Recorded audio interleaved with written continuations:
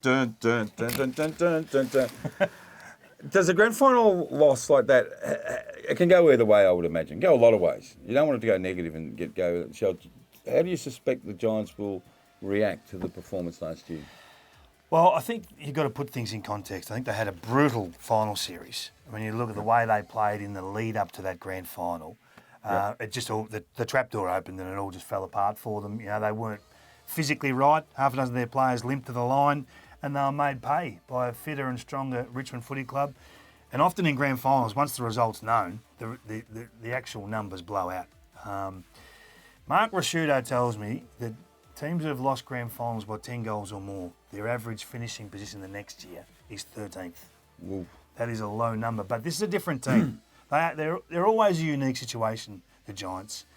Callum Ward to come back, Canelio to come back, the youngsters that are all elite picks. Callier played 20. Yeah.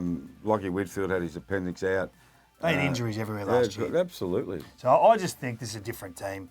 They're going to be there. There's no doubt in my mind they're going to be there. There's stars on every line. Do they need to look at the way they play? Well, the critics are everywhere.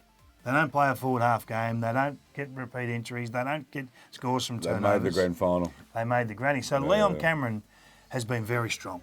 Now, can he be that strong again in 2020 if it appears that they're heading for 5th, 6th, 4th on the AFL table? Great point you make.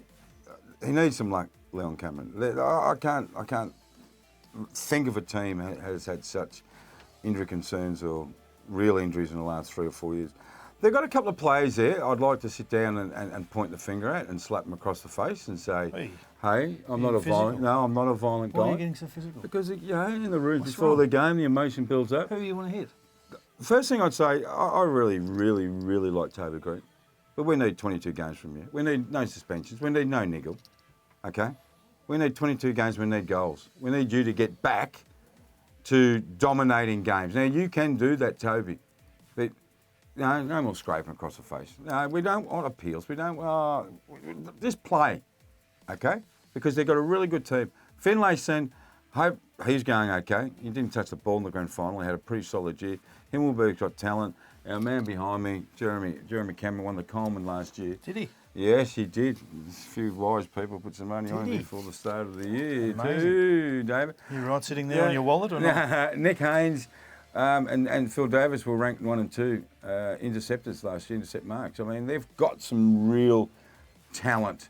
Can Henshaw go again?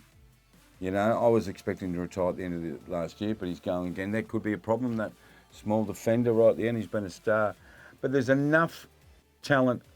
I'm doing my top 50 at the moment. Lockie Whitfield, very high. You'll have probably 8 or 9.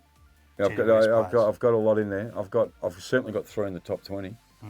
Lockie Whitfield, Josh Kelly. God, man, Josh Kelly, what a player. Stephen Canelio.